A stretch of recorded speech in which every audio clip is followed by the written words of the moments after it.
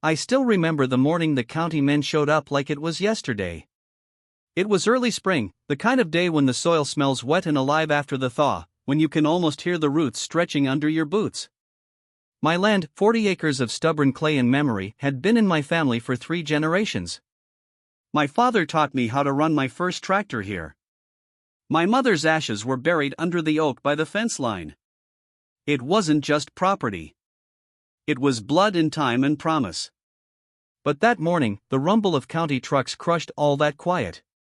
2 white pickups rolled down my dirt road, spraying gravel into the fields. Out stepped a man in a navy windbreaker with a clipboard, flanked by 2 deputies like he was someone important. His name tag read Bryce Miller, County Development Office. He had that clean-smelling cologne of a man who's never worked a real day outside. "Mr. Walker," he said, giving me that politician smile. "I'm afraid I've got some difficult news for you." I just stood there, arms crossed, the morning sun at my back. "I doubt you came out here for conversation." He cleared his throat and handed me a packet. "The county has approved a land reallocation ordinance. This area, including your property, has been rezoned for public recreational use. You'll receive a fair market offer within 30 days. I stared at him. "You mean you're taking my land?" "It's not like that," he said quickly. "It's for a dog park initiative. The community's been asking for more green space, and this location's ideal." I laughed, hard, bitter. "You're telling me you're paving over 3 generations of work for dog crap and benches?" One of the deputies shifted awkwardly. Bryce just sighed. "You'll be compensated, Mr. Walker. Please don't make this harder than it has to be." That was when I noticed the flags. Little orange surveyor flags, dotting the edges of my field like a rash. They'd already been here. They'd already decided. I watched their trucks drive off, leaving dust hanging in the air like smoke from a burned bridge. That night, I didn't sleep. I sat at my kitchen table with a half-empty bottle of bourbon and stared at the deed, my father's signature faded but proud at the bottom. I heard his voice in my head, the way he'd always say, "A man's land is the only thing no one can take, unless he lets them." They thought they could just take it. 2 weeks later, I was in court, standing before a judge who couldn't be bothered to look up from his papers. My lawyer, a local named Carla Denning, fought hard, but the county's paperwork was airtight. Eminent domain. Public benefit. All the bureaucratic words that mean you lose. When the gavel hit, it felt like the final nail in a coffin I hadn't even built. By summer, construction crews were out there tearing down my fences. Bulldozers ate into the earth like beasts. I tried to watch once, lasted maybe 5 minutes. The sight made me sick. So I drove west and sat in my truck, staring at the land from the ridge. That's when I noticed something the county hadn't thought about. My property wasn't just any lot, it was landlocked. The only real access roads ran through neighboring parcels, small bits of scrubland owned by people who'd long since moved or stopped paying attention. It gave me an idea. A slow, burning kind of idea. I started making calls.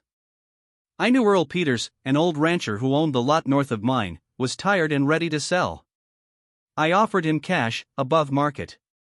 Then the Carlsons, who had the East Patch, bought that too. I moved quiet, fast. No one in the county noticed. By fall, I'd bought every surrounding acre, nearly 100 of them, encircling what used to be my farm like a noose. When the county broke ground on their Maple Ridge Community Dog Park, they had no idea they'd built it inside my land ring. No exits, no entrances, no utility access that didn't touch property I owned. I remember the first day they called me. Some assistant from the development office, voice cheerful and oblivious. "Mr. Walker. We just realized we'll need easements for the main access road." I cut her off. "No." She stammered. I'm sorry?" "You heard me. You don't get access. That's private property." "But, sir, this is a public project." "Not anymore." By winter, the dog park stood half-finished, a patch of green fenced in by my land, like a prison yard. Trucks sat idle. Work crews couldn't get in without crossing my property line. The county tried sweet-talking me, offering more money. Then came threats. Then came legal notices. But I knew the law better than they thought. I'd studied, planned. My lawyer Carla found every loophole, every zoning clause. They could build their park, sure, but they couldn't reach it. I'd boxed them in completely. And for the first time in months, I slept easy. But I didn't know it then that the county wasn't done fighting. That my little act of vengeance was about to draw something darker than bureaucrats and bulldozers. Because power doesn't like being humiliated. And I just made them look like fools. The first sign of trouble came one cold January morning, when I found my north fence cut clean through. It wasn't just vandalism, the cut was deliberate, straight, and deep, as if someone had used bolt cutters and taken their time.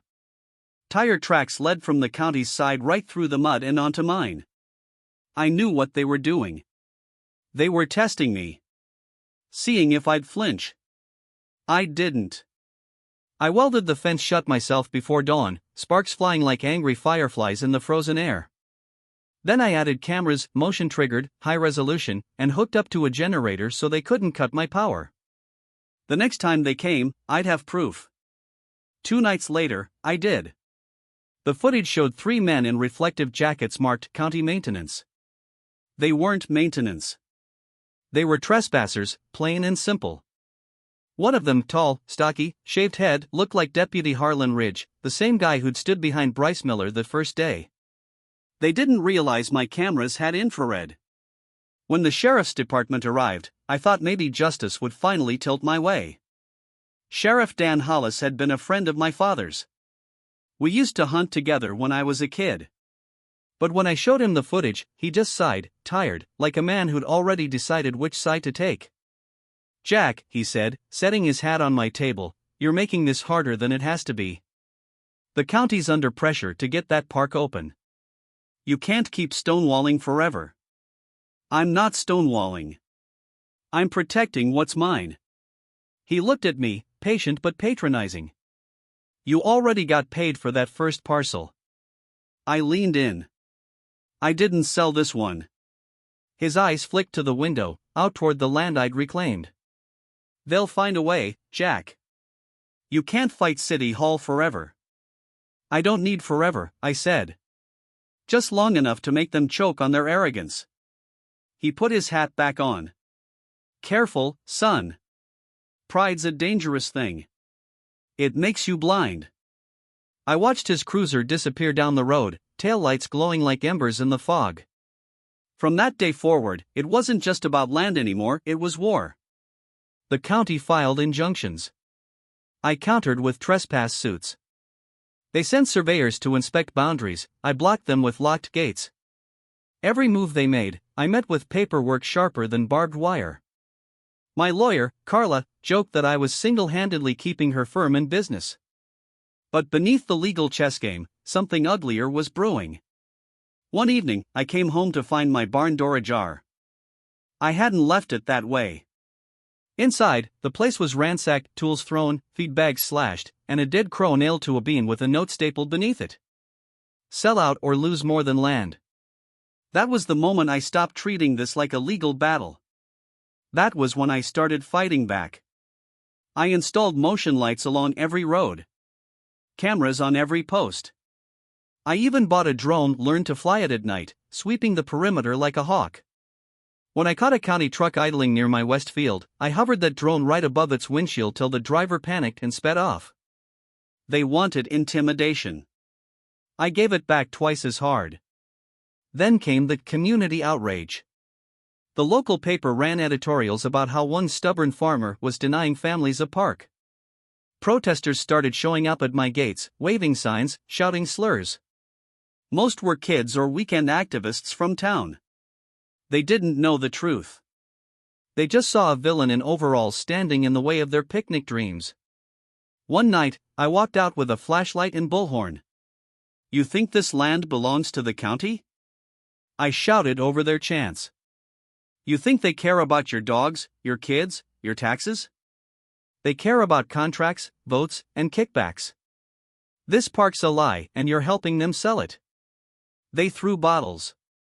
Someone cut my power line again. That was the night I stopped talking. 2 weeks later, the county tried something new, a special hearing to force an access easement through my property. Carla fought like hell, but when I saw who presided over the hearing, Judge Ellison, the same man from before, I knew the outcome before it began. He ruled in their favor. They got their easement, a 50-foot strip through my west pasture, for public access. I felt the blood drain from my face when he said it. That night, I sat on my porch, shotgun across my knees, watching the stars.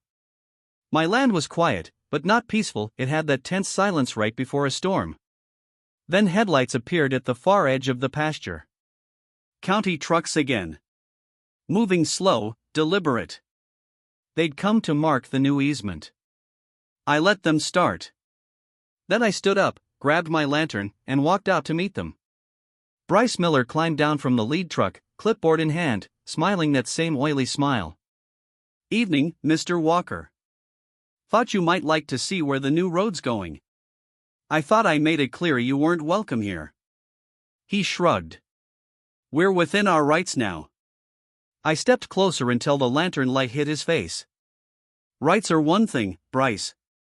Safety's another. Roads built through soft ground this time of year? Sink fast. Dangerous for heavy equipment." He hesitated. "Are you threatening county property?" I smiled coldly. "No. Just offering friendly advice." He left without another word, but I could tell by the way he looked at me he knew I wasn't bluffing. Over the next week, rain hit hard. The ground turned to soup. The county tried to push machinery through the new easement and lost 2 trucks to the mud. One had to be hauled out by crane. Local crews started refusing the job. That's when rumors started spreading. They said the land was cursed. That at night, strange lights moved across the fields. That tools went missing. That every time someone tried to dig, the earth swallowed their progress. I didn't start those stories. But I didn't stop them, either. By March, the county project was dead in the water. The Maple Ridge Dog Park sat fenced and unfinished, a monument to wasted money and arrogance. Even the protesters stopped showing up. The place was too quiet, too strange. But I wasn't done. Not yet. I drove out one last time before dawn, parked by the oak where my mother rested, and looked over the fog-draped fields. My land, scarred, stubborn, but still mine in every way that mattered. I'd won the battle. But deep down, I knew something wasn't finished. Power never forgets humiliation. And people like Bryce Miller don't just disappear. They regroup. They come back stronger. I could feel it in the wind that morning, the kind of chill that warns you the war's not over. Not yet. By summer, the whole town knew my name. Not with respect, not even pity, but with that nervous curiosity reserved for people they can't quite decide are heroes or lunatics. Jack Walker. The man who killed the county's dog park. Some days, I'd catch strangers slowing their cars as they passed my land, pointing like it was a crime scene. The half-finished park stood silent in the middle, swings rusting, grass overgrown, the walking trail half-paved and ending in a pool of stagnant rainwater. They called it Walker's Wall in the papers, a monument to stubbornness. They didn't know the truth. They didn't know what it had cost me. Carla kept warning me to back off, to let it rest. "Jack, you won," she said one afternoon, leaning on the hood of her car. "You boxed them in. The project's dead. Why keep poking the hornet's nest?" "Because hornets don't die on their own," I said. "You have to burn the nest." She sighed. "You think you're teaching them a lesson. But they'll just wait for you to slip up." She was right. I just didn't know how right until a week later. It was the 4th of July weekend, the air thick with smoke and heat. I was fixing a busted irrigation line near the east field when I heard the sound. Engines. Heavy ones. I climbed the ridge and saw them, 3 county trucks and a pair of bulldozers, creeping along the boundary road, escorted by a sheriff's cruiser. I felt my chest tighten. They weren't supposed to be here. Not legally. Not without notice. I drove down fast, dust kicking up behind me. When I reached the fence line, Bryce Miller was there, arms folded, smirking like a man about to win a bet. "Morning, Mr. Walker," he said. "Nice day for progress." "You're trespassing," I growled. "You know damn well that easement expired when the project was suspended." He held up a new folder, shiny, stamped, and official. "Not anymore. Emergency county order. They've reauthorized construction. Seems the mayor doesn't want the park left unfinished, says it's bad optics." "Optics," I repeated, my voice low. "You're breaking the law for optics." He smiled. "We're building for the people." I took a step forward. "You're building over a grave." That wiped the smirk off him for half a heartbeat. He knew I meant my mother's oak. But then he just nodded to the bulldozers. "Start clearing." They moved in like soldiers, roaring, digging, tearing into the soil. My soil. Something inside me snapped. I jumped the fence and stood in front of the nearest machine, arms out, waiting for it to stop. The driver hesitated, young guy, scared, but Bryce shouted something and the blade started forward again, inch by inch. I didn't move. Carla's car came screeching down the road just as Sheriff Hollis stepped out of his cruiser, shouting at me to stand down. My heart pounded so hard it hurt. All I could see was red dust, spinning sunlight, and that damned bulldozer blade pushing closer. Then it stopped. Because the ground beneath it sank. Slowly, steadily, the earth caved, swallowing the front end of the machine. The driver bailed out, scrambling to safety. The whole thing sank half its height into the mud with a hiss of ruptured hydraulics. Bryce cursed and ran forward, yelling orders, but it was too late. The land had turned against them. I hadn't lied to him months ago. The soil there really was soft, laced with old irrigation tunnels and sink pockets from when my grandfather dug wells by hand. They'd ignored every warning. They'd dug their own trap. Bryce stormed up to me, red-faced. "You did this on purpose." "No," I said quietly. "You did it by not listening." The sheriff stepped between us. "That's enough. Everyone stand down before someone gets hurt." But Bryce wasn't listening anymore. He pointed at me, shouting for an arrest, demanding charges. Sabotage. Interference with a public project. The sheriff looked torn. He knew there was nothing to charge me with, not without evidence. And the only evidence was a bulldozer half buried in mud. So I turned and walked away. I didn't stop until I reached the oak. The wind was soft there, carrying the smell of crushed clover and oil. I knelt, resting a hand against the trunk. "I kept it safe, Mom," I whispered. "Like you asked." For a while, I thought that was the end.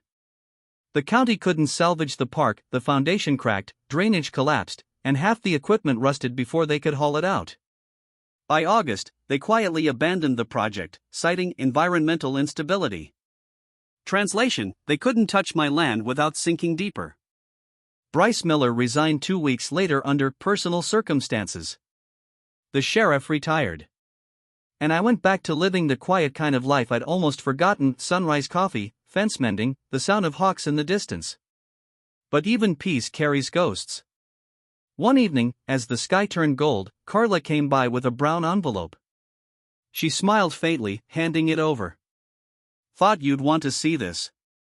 It was a county notice, official seal and all. Project terminated. Ownership reinstated. I stared at it for a long time. The words didn't feel real. After everything, they were finally handing it back. Legally. Permanently. My father's land was mine again. Carla put a hand on my shoulder. "You won, Jack. But don't forget what it cost." "I won't," I said. "But I'd do it again." She gave me that lawyer look, half proud, half exhausted. "That's what scares me." When she left, I sat on the porch till the stars came out. The land was quiet, too quiet, and for a while, I thought maybe it was over. Then I saw the headlights again. One car this time. Black. Government plates. Bryce Miller stepped out, wearing a plain suit instead of county blues. His smile was gone. Came to apologize? I asked. He shook his head. Came to warn you. I laughed softly. That's rich. You made enemies, Jack, he said. Real ones. Developers, donors, the kind of people who don't like being humiliated. They won't come with trucks next time. I stood up slowly, meeting his gaze. Let them come. I'm not selling. He looked at the fields, the empty park, the fences, the shadows stretching long in the evening light. You can't hold the world back forever. I smiled faintly. Maybe not. But I can hold my ground. He left without another word, tires crunching over gravel, taillights fading into the dusk. I stayed there a long time, listening to the crickets and the soft rustle of wind through the oak. The land felt alive again, tired, scarred, but breathing. Mine. As I walked back to the porch, the night settled around me, calm and steady. Maybe they'd try again someday. Maybe they'd come with new papers, new faces, new tricks. But they'd find the same thing waiting for them. A man who doesn't run. A man who doesn't forget. Because some land isn't just dirt. It's a promise. And I intend to keep mine.